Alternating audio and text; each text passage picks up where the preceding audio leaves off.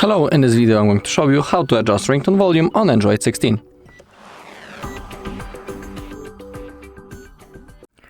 Okay, all we need to do is to open up the settings, then sound and vibration, and in here we have the ring volume.